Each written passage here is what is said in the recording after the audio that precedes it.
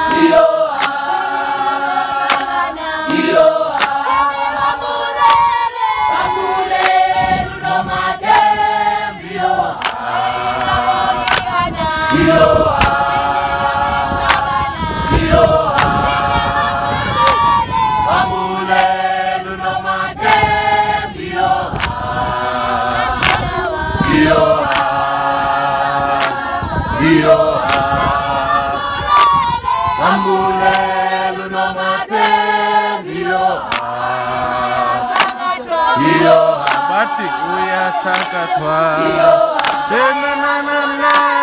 Bambulele